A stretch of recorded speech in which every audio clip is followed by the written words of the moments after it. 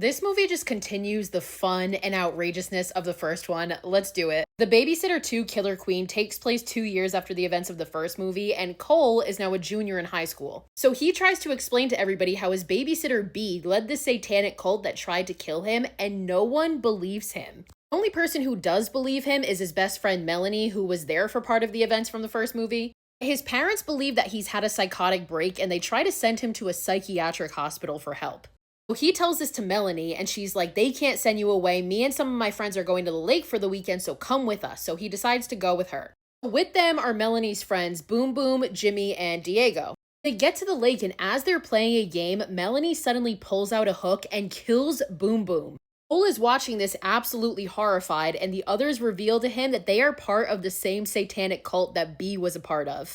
After everything happened, Melanie found B's book, and now they're part of the cult too. And just like the last movie, they now need Cole's blood because they need the blood of an innocent. And then suddenly, some very familiar faces walk out. So yes, the cult members from the last movie have been resurrected, and they're here too. So we have Sonia and Max, and Allison and John, and basically for them to be able to stay here, they have to complete the ritual by sunrise. They go to attack Cole when suddenly they're interrupted by Phoebe walking in. We had met Phoebe earlier because she's a new student at Cole's school, and some people talk about how she killed her parents. She walks in and she's like, yeah, I don't want any part of this, and she leaves. Cole is able to run out after her, and they jump on her jet ski and drive away. Once they get to solid land, Cole explains everything to Phoebe, and she immediately believes him, which he's not used to because nobody fucking believes him. Of course, the group starts to come after them. Phoebe and Cole run into this really creepy dude who ends up getting killed, but they take his car. The first person to come after them is Sonia, but they manage to run her over with this car, and a surfboard from the top of the car flies off and decapitates her. The group finds Sonia, and they all argue about it, and they decide to split into two groups so they can find them quicker. So we have Melanie, Jimmy, and Diego, and Allison, Max, and John. So the next person to find Phoebe and Cole is Allison. A fight ensues between the three of them, but ultimately they are able to wedge Allison between these rocks and cut her head off. Phoebe and Cole run and get on a boat, and then they are chased by Max, who jumps on the boat behind them. Another fight ensues between the three of them, but ultimately Max is set on fire and then shredded with the boat propeller.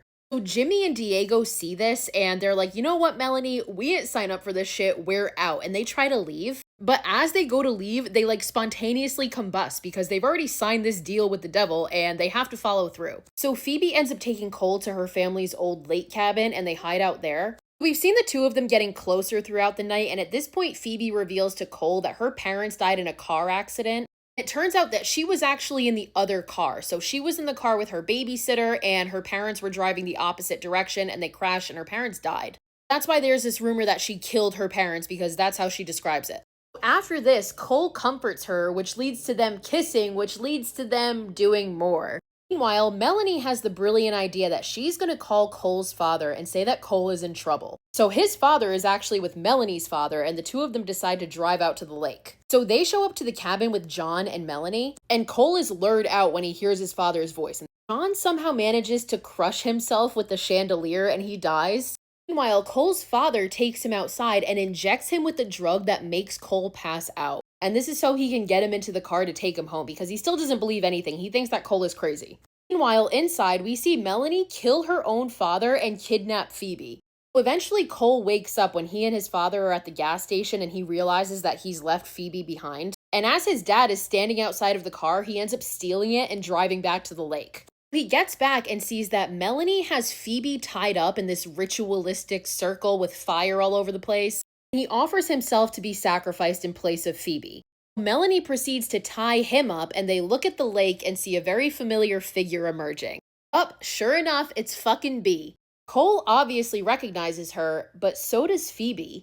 It turns out B was the babysitter that was driving the car that killed Phoebe's parents.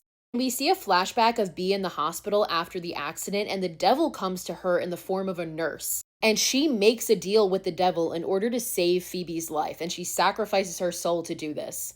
Melanie takes Cole's blood and puts it in a chalice along with Boom Boom's blood. We see the original group all get resurrected again, and they take turns drinking the blood. But after drinking the blood, they all start to melt. They look at Cole and they're like, "You're not innocent anymore, are you? Because he had sex with Phoebe."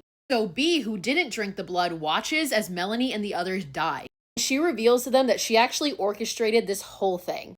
She did this whole thing to unite Cole and Phoebe and get them to defeat the cult. Because she reveals that she had a change of heart when in the last movie, when she was dying, Cole revealed his love to her. And it made her want to save him and lead him to actual love. So B, obviously still being a demon, says goodbye to Phoebe and Cole and drinks blood from the chalice and dies. Phoebe and Cole are safe. They made it out alive. Now, eventually, Cole's dad shows up and he's like, I just witnessed that whole thing. Like, I believe you now, Cole.